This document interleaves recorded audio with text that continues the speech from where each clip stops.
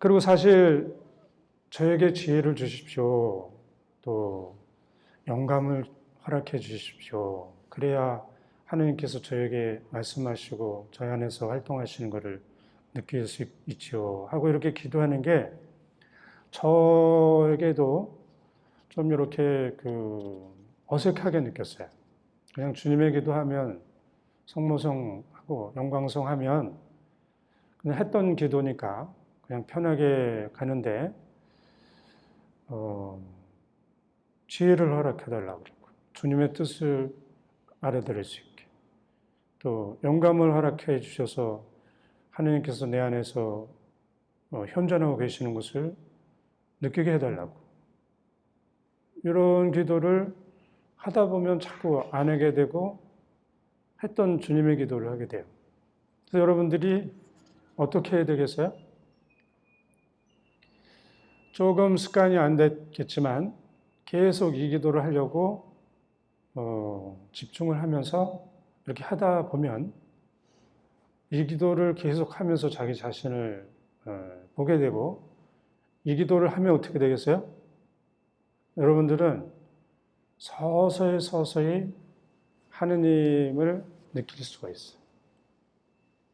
그리고 이제 서서히 느낀다고 하는 것은 하느님이 나를 어떻게 사랑하셨는지를 내가 체험하게 돼. 그래서 하느님이 나를 사랑하신 거에 대해서 감동을 받는 거예요. 감동을 받아서 나도 하느님을 사랑하고 싶은 마음이 이렇게 생기는 거예요.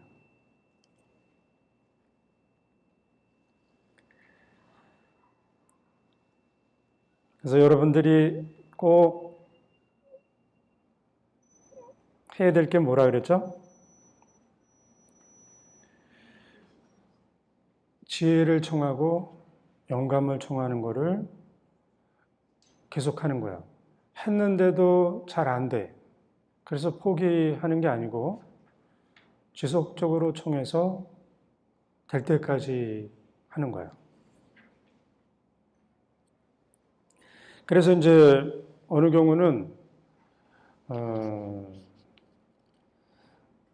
내가 정말 이렇게 하도 안 돼서 하고 싶은 마음이 없고 그래도 그러다가도 다시 마음을 돌이켜서 하게 되면 하느님께서는 그거를 너무 감사하게 생각하시고 그 사람의 기도를 받아서 또 함께 하셔요.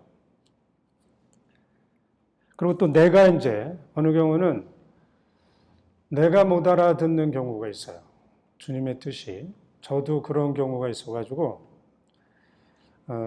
저도 이제 사제가 되는 것도 사제가 너는 사제로서 태어났다. 태어나자마자 누가 알려주는 사람 없죠. 또 교리를 했더니 또 교리에는 수녀님이나 신부님이 너는 사제로서 주님의 뜻을 받고 태어났다. 이렇게 확신을 가지고 알려줄 수 있는 분들이 없어요. 근데 어느 경우는 저도 이제 사제의 길로 가게 된 것 중에 하나는 어느 신부님이 제가 고해 성사를 받는데 이건 사제 성소로 불린 것 같다. 네 얘기를 고해 성사를 다 들어보니까 이건 사제 성소로 불린 것 같아. 근데 저는 불린 것 같아 그랬는데 저는 무슨 고해 성사를 했는지도 잘 모르겠고 그분이 그러니까 그런가 보다 그랬어요. 그러다가 이제 어느 또 신부님을 만나서 고해 성사를 들었더니 그 신부님이 나에게 이렇게 얘기를 하셨어. 그랬더니 이제 그 신부님이 저에게 하신 말씀은 야, 그거는 성사 안에서 이루어진 거고 또 그 신부님이 성사 안에서 그냥 아무렇게나 얘기한 게 아니고 그러니까 너도 한번 생각을 해봐. 그래서 제가 사제 성소에 대해서 기도를 하면서 찾아 나갔던 거예요. 그러니까 여러분들도 여러분들이 직접 알아들을 수 없는 경우도 있어요. 그러나 내가 알아듣지 못하니까 못 알아듣는 것으로 끝이 아니고 하느님께서는 또 옆에 있는 사람들을 통해서 주님의 뜻이 무엇인지를 우리에게 알려주실 수 있어요. 그러니까 여러분들도 주변 사람들이 뭐라고 얘기하는지를 잘 들어야 되겠죠. 들어서 저것이 저 사람을 통해서 하느님이 나에게 해주시는 말씀이 아닌가 하고 이렇게 귀담아 들어야 될 거예요. 그렇게 들은 사람이 어린 사무엘이 자다가 일어나서 몇 번 엘리를 찾아갔죠. 엘리 사제를 부르셨느냐고 그러고. 근데 엘리 사제가 어떻게 했어요? 야, 하느님께서 사무엘을 부르시는구나. 그래서 너 다음에 한 번 더 부르면은 주님의 종입니다. 이렇게 얘기하라 그러잖아요. 그런 것처럼 여러분들도 다른 사람을 통해서 예수님이 당신의 뜻을 알려주실 수도 있으니까 다른 사람들의 얘기들을 가끔은 귀담아 들어야 될 거예요. 근데 이제 중요한 건 뭐냐면 내가 주님의 뜻을 알았어요. 여러분들이 주님의 뜻을 알면 그 주님의 뜻을 살겠어요? 근데 사실은 우리는 아주 구체적으로 개인적인 주님의 뜻은 잘 몰라도 일반적인 모든 사람에게 주어진 주님의 뜻은 알고 있어요. 그래서 어떻게 살아야 되는지도 알고 있고. 그런데 이제 주님께서 나에게 아주 개인적으로 주신 주님의 뜻을 내가 안다 해도 정말로 깨달았음에도 불구하고 주님의 뜻보다는 자기 개인의 문제, 자기 개인의 그 어떤 일들, 이것을 더 중요하게 생각하면서 그 하느님의 뜻을 저버리고 자기가 살고 싶은 대로 사는 사람들이 있어요, 없어요? 있죠. 자기 자신을 더 사랑한 나머지 하느님의 뜻을 저버리고 사는 사람들. 그리고 우리는 이제 뭐 부모 문제도 있지만 여러 가지 얽히고 설킨 문제로, 인간 문제로 또 아니면 개인의 욕심 때문에 주님의 뜻을 버리고 사는 경우가 있어요. 이런 경우는 이제 주님의 뜻을 몰라서 못 사는 게 아니고 주님의 뜻을 알면서도 주님의 뜻을 거부해서 못 사는 거죠. 그래서 이제 하느님께서는 이런 사람들에게 쟁기를 손에 대고 뒤를 돌아보는 사람, 또 제 십자가를 지고 나를 따르지 않는 사람, 이 사람들 나에게 올 수 없다고 이렇게 얘기하셔요. 그러면 이제 내가 이 처지라면 어떻게 해야 될까요? 내가 주님의 뜻을 따르려고 하는데 주님의 뜻보다는 내가 하고 싶은 대로 살고 있어요, 지금. 어떻게 해야 될까요? 그냥 그렇게 살아라, 잘했다, 그렇게 살아라. 그래요? 안 되겠죠? 이때 이제 기도하는 게 있어요. 성모님이 하신 기도예요. 나의 지금 현실적인 문제나 인간적인 문제나 모든 거 다 이렇게 눈앞에 내 손에 이렇게 다 잡혀 있는데 그것을 그냥 꿀떡 이렇게 삼키듯이 삼켜버리고 주님의 종이오니 주님의 뜻이 그대로 제게 이루어지소서 하는 이 기도 있죠. 내가 주님의 뜻을 알았어요. 그런데 지금 여러 가지 조건으로 따르기가 힘들어. 그래서 이거에 잡혀가지고 몇 년 동안을 꼼짝달싹 못해. 이럴 때 여러분들이 그 모든 것 있지만 그냥 그거 다 하느님께 내맡기면서 주님의 종이오니 그대로 주님의 뜻이 저에게 이루어지소서 하는 그 기도를 여러분들이 계속 하는 거예요. 계속 하다 보면 어떻게 하겠어요? 하느님께서 그 기도를 타고 우리 안에 들어오실 수 있어요. 당신의 전지전능하심을 발휘하실 수가 있어요. 그래서 우리 안에 내가 온갖 그 조건으로 꼭꼭 묶여 있어서 꼼짝달싹 못해서 주님의 뜻을 따르지 못하는 상황이 돼도 이 기도를 계속하면 주님께서 나의 그 기도를 타고 들어오셔서 내 안에 주님의 뜻을 이루지 못하게 하는 그 악의 세력들이 있겠죠. 그 악의 세력들도 물리쳐 주시고 또 내 안에 그 욕심이나 또 자기 사랑 이런 것들도 하느님의 사랑으로 이렇게 바꿔주시면서 점점 주님의 뜻을 그대로 내게 이루어질 수 있는 그런 사람으로 만들어 주시겠죠. 근데 여기서 정말 중요한 거는 정말로 아주 가는, 우리 거미줄이라 그럴까? 가는 줄 하나라도 그걸 나의 의지의 줄이라면은 거기에 하겠다. 주님의 뜻이 내 안에 이루어지기를 정말 나는 약하지만 힘이 없지만 바란다 하는 이 작은 의지, 가는 의지에도 여러분들이 보여야 되는 거예요. 이거 하나만 있으면 하느님께서는 나의 의지를 타고 정말 놀라운 일을 이루어 주시죠.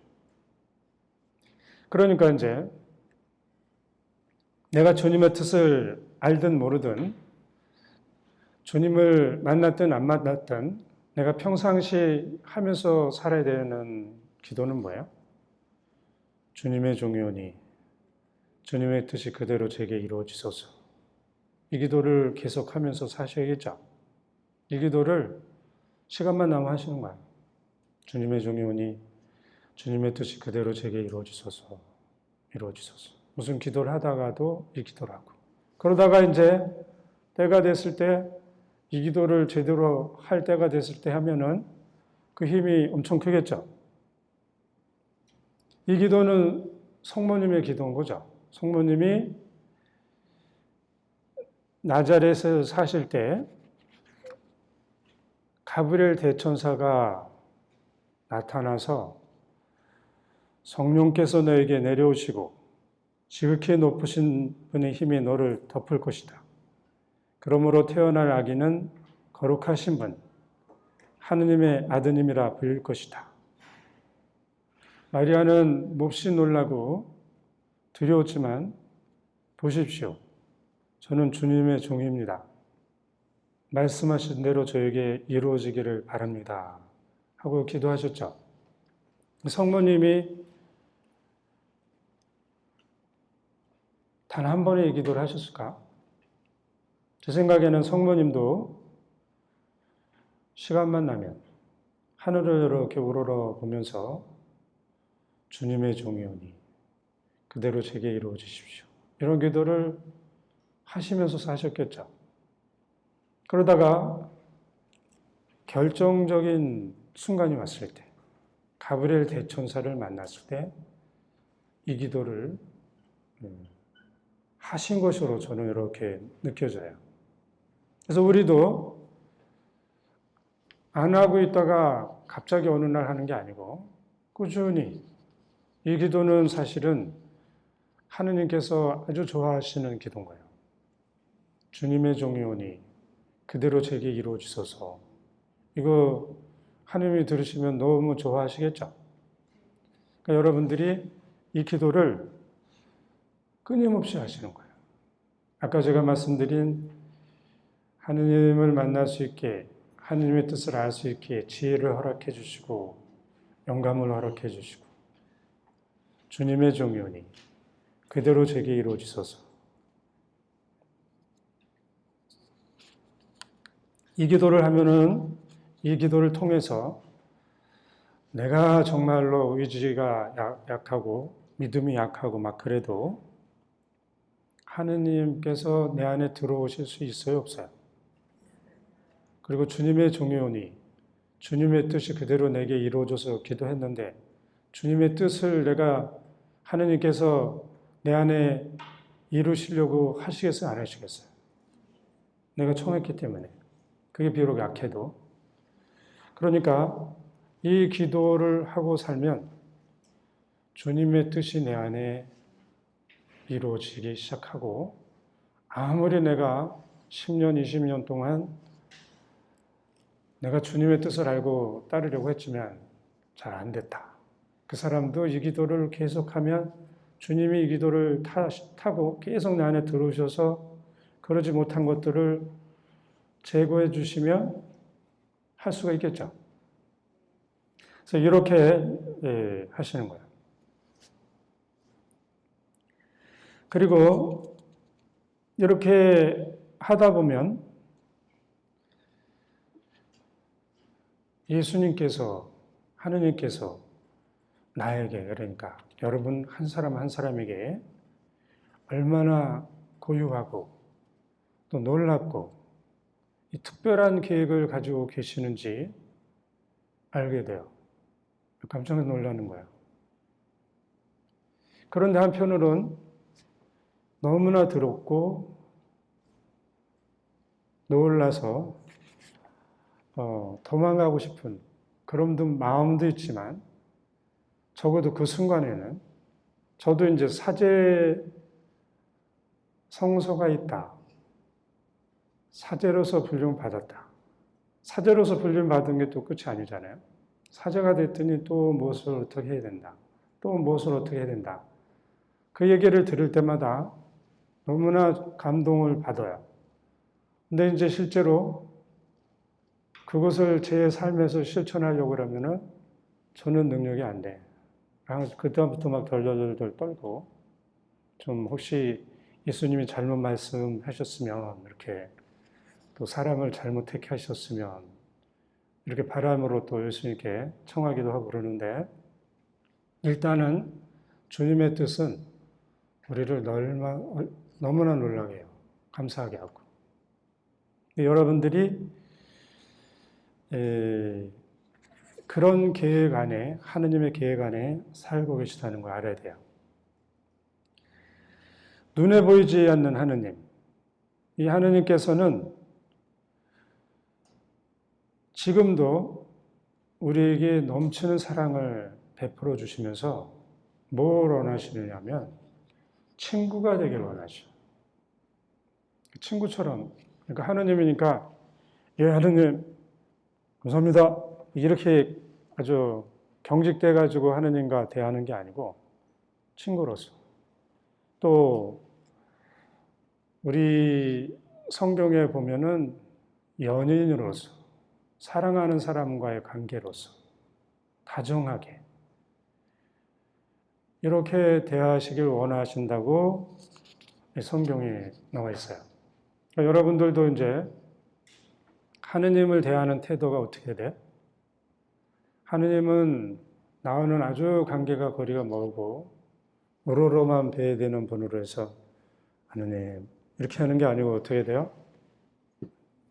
가장 먼저는 자녀, 어린아기가 돼서 어린아기가 아빠, 엄마를 엄마 이러면서 안 부르죠. 아빠, 엄마. 이거 이렇게 부르면 벌써 이상해지죠. 아빠, 엄마를 부르는 그 마음으로 다정하게 다가가는 이 마음, 이 마음을 여러분들이 갖는 게 여러분들이 하느님과의 관계 안에서 그 틀, 고정관념을 깨는 거예요. 하느님을 나의 엄마, 아빠, 성모님을 나의 엄마로, 하느님을 아빠 부르는 거하고 아버지 부르는 거하고 하느님 아버지 부르는 거 다른데, 우리 하느님을 아빠라고 성령의 세례를 받은 사람은 아빠라고 부른다고 그러는 거는 그렇게 친밀하게 느껴져서 그런 거예요. 여러분들도 처음부터 그렇게 되진 않겠지만 하느님을 너무 이렇게 경이로우신 분, 높으신 분 해가지고 경직돼서 그분하고 대하는 거는 하느님 뜻에 맞질 않아요. 하느님은 우리를 친구처럼 대하시고 사랑하는 연인처럼 아주 친하게 어울려 지내시길 바라고, 또 다정하게 말씀하셔요. 이거를 여러분들이 의식을 하고 지혜를 허락해 주십시오. 영감을 허락해 주십시오. 주님의 뜻이 그대로 제게 이루어 주십시오. 이 기도를 하면 아마 여러분들이 하면서도 경직되지 않을 것 같아요. 그 다음에 이제 두려움에 대해서 살펴보겠어요.